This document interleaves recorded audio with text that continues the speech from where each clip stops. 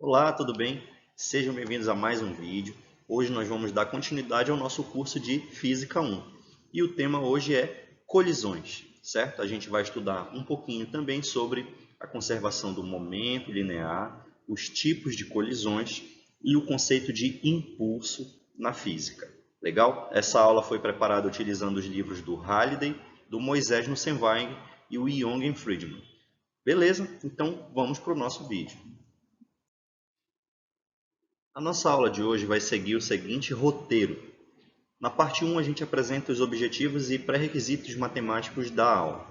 A parte 2 é o núcleo em si da aula, onde nós vamos falar sobre colisões elásticas, colisões perfeitamente inelásticas, parcialmente inelásticas e depois falar no final sobre o conceito de impulso. Já na parte 3, a gente apresenta as conclusões e as referências. Os objetivos da nossa aula são os seguintes: familiarizar-se com os conceitos de colisões elásticas, inelásticas e impulso de uma força. Ao final da aula, também é esperado que o aluno saiba aplicar os conceitos estudados na resolução de problemas. Para isso, a gente tem essa aula teórica e mais uma aula de exercícios que segue a essa, e perceber a aplicação dos conceitos estudados às situações do cotidiano. Certo? Então, esses são os nossos objetivos. Para poder acompanhar de uma forma satisfatória o conteúdo dessa aula, é interessante já ter visto um pouco do conteúdo de cinemática e dinâmica. Se você não viu, tem as primeiras aulas aqui do nosso curso de Física 1, que vão ajudar nesse ponto, e ter algumas noções sobre a álgebra elementar mesmo, álgebra até do ensino médio e um pouco de vetores. Beleza? Já começando a falar do nosso assunto propriamente dito, cabe a gente então definir o primeiro tópico, que é colisões elásticas. O que são essas colisões elásticas? Tá? São choques, interações entre dois objetos, onde existe um contato entre eles, né? E nesses choques não há perda de energia ou momento, né? Então a energia e momento ocorre sem nenhuma perda.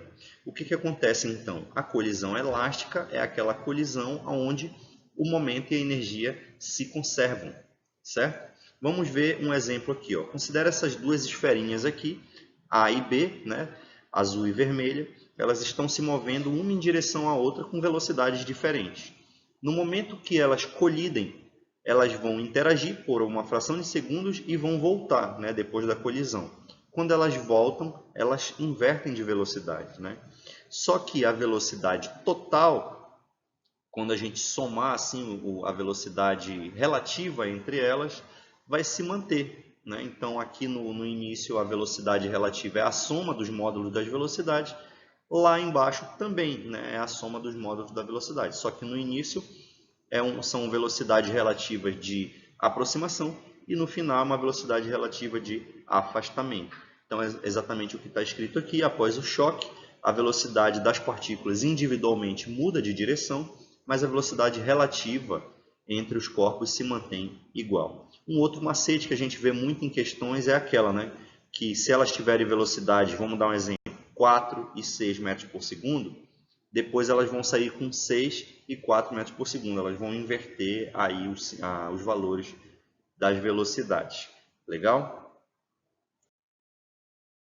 As colisões inelásticas, então, são aquelas colisões que têm alguma perda, seja de momento ou de energia, né? Já para diferenciar das colisões elásticas, que são aquelas onde não vai ter perda nenhuma.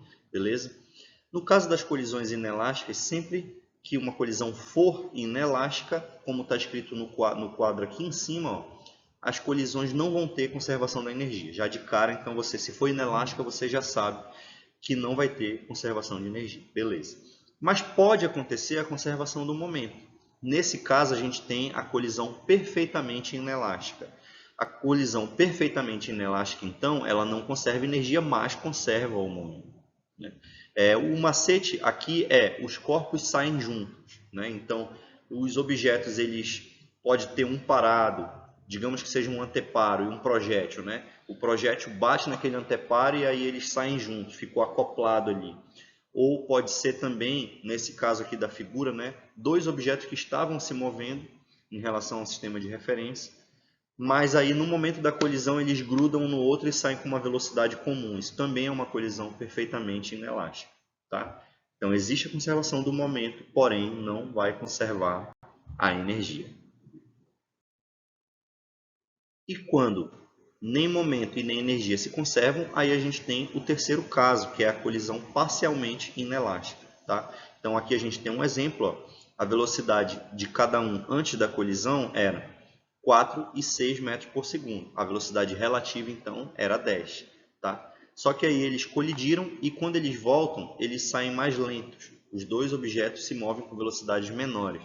Então aqui o A sai com velocidade 3, o B sai com velocidade 4. Se você fizer a velocidade relativa, nesse caso aqui de afastamento, seria 7. Então menor do que 10, que era a inicial. Então, como diz o quadro aqui em verde, a velocidade relativa final é menor que a inicial. Não há conservação de momento, também não há conservação de energia. Essa é a colisão parcialmente inelástica. Entendidos então os tipos de colisão, e a gente viu que todas elas se relacionam de alguma maneira, né, com a questão do momento linear, se vai conservar ou não, cabe a gente falar de uma outra grandeza física que também está relacionada com o momento linear, que é o impulso, mais precisamente o impulso de uma força, né, como a gente costuma falar.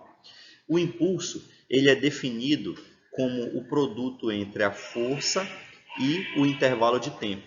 Então, quando você exerce uma força sobre um objeto, essa força ela atua durante um certo tempo. Pode ser um tempo longo ou um tempo curto. Né? Quando você empurra, por exemplo, um caixote ou vai lançar uma bola que você lança ela e leva um segundo ali ou uma fração de segundo para soltar a bola das suas mãos, você exerceu uma força durante um certo tempo. Né?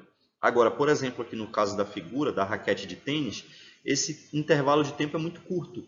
Né? É quase instantâneo, a bolinha chega, bate e já sai. Só que se a gente usar uma câmera muito lenta, a gente vai conseguir ver que na verdade existe um intervalo de tempo ali, onde a bolinha bate na rede ali da raquete, deforma ela por um instante, depois ela sai. Né? Então esse ΔT ele é finito, né? Ele é pequeno, mas ele é um valor diferente de zero, não nulo. Então, essa força, mesmo atuando durante um tempo muito curto, ela gera um impulso, beleza?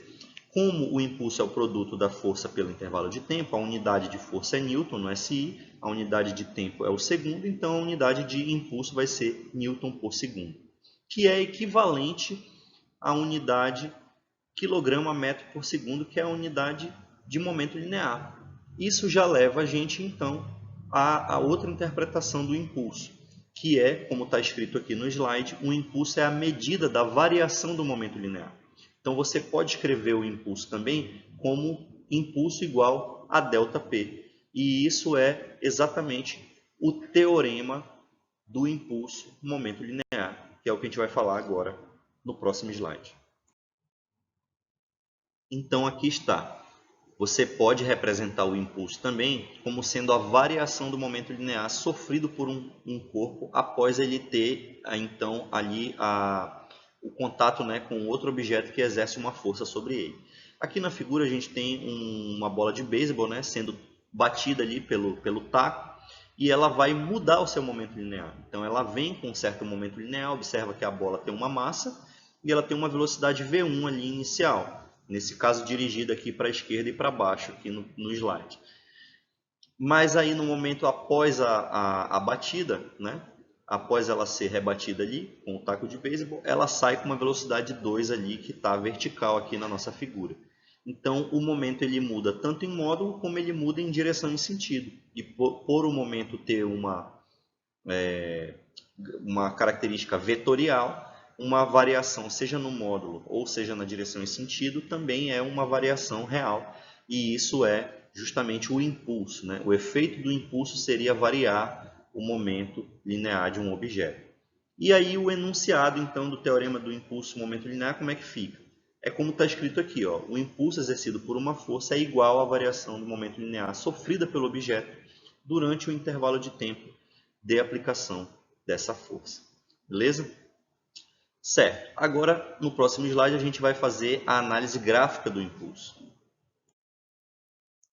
Olha, no slide anterior a gente viu o seguinte, ó, que o impulso ele era a força vezes o ΔT, correto? Só que aqui a gente considerou uma força constante. Como seria o gráfico? O gráfico F versus dt dessa força. Seria esse gráfico que está mostrado aqui no meio. Ó. O gráfico de uma força F de módulo constante. É simplesmente um retângulo, né? Olha, F vezes ΔT, se eu pegar a base vezes a altura aqui nesse gráfico, opa, deixa eu desenhar aqui um pouco mais retinho essas linhas. Então, se eu pegar aqui, ó, base vezes altura, tá? Ou altura vezes base, né? Nesse caso, porque a força seria a altura e o ΔT seria a base. A gente tem justamente a área desse retângulo aqui, ó. E essa área, ela é numericamente igual ao impulso, beleza? O módulo do impulso, né? Porque a área nunca pode ser negativa. Então, o impulso ele pode ser calculado como a área sobre a curva num gráfico F versus ΔT. Agora, se a força for variável, a gente tem essa área aqui, ó. E aí, para você calcular essa área, você precisa fazer a integral dessa força. Então, é isso que está representado aqui nessa caixinha laranja no nosso slide. Tá? Então, o impulso de uma força genérica, né, que não seja um caso particular de uma força constante, ele é escrito como a integral da força pelo deslocamento. E essa integral ela vai desde o instante t inicial até o instante t final, que são os nossos limites de integração. Beleza? Olha, também existe uma propriedade interessante, né? Um fato aqui resultante aqui da nossa teoria, de que se você pegar a força média aqui, ó, nessa figura do meio, você tem uma força F variável. Ó, essa curva ela representa o módulo da força F variando. Mas existe um valor médio dessa força. Esse valor médio é um valor aqui que tem um módulo constante, né? Então, a média, a força média multiplicada pelo intervalo de tempo ΔT, ela gera essa mesma área sobre o gráfico. Então, isso dá para a gente uma outra maneira de você calcular o impulso. Se você souber a força média, você consegue simplesmente multiplicar pelo ΔT e achar também a área. Se não, você tem que calcular, sabendo como é a cara dessa força aqui, né? Qual é a expressão dessa força, qual é a função matemática que descreve ela. Você consegue integrar isso em função de dt e achar o impulso. Legal? Então, aqui a gente está vendo o impulso como uma integral. Tá bem? Já indo agora para as nossas conclusões, a gente viu então a importância, né, dos princípios de conservação da energia e momento no estudo das colisões, porque sabendo se o momento vai ou não ser conservado, a gente consegue diferenciar que tipo de colisão é. Né? Se conservou energia, é colisão elástica. Se não conservou energia, é inelástica. Qual tipo de inelástica? Perfeitamente ou parcialmente? Aí você olha para a conservação do momento. Conservou o momento? É perfeitamente inelástico. Não conservou o momento, é parcialmente inelástico. E a gente viu aqui também a importância do conceito de impulso, porque você pode relacionar esse conceito com a quantidade, no caso a variação do momento, e resolver vários problemas de uma maneira bem mais fácil. Na nossa próxima aula a gente vai resolver vários exercícios, né? É uma aula que é a continuação dessa, na verdade, sobre esse tema, e a gente vai ter uma compreensão mais profunda também sobre esse assunto. Essas aqui são as referências que foram consultadas para elaborar essa aula, né? Uma aula bem mais curta do que as outras que nós fizemos. Então, muito obrigado e até a próxima aula. Tchau!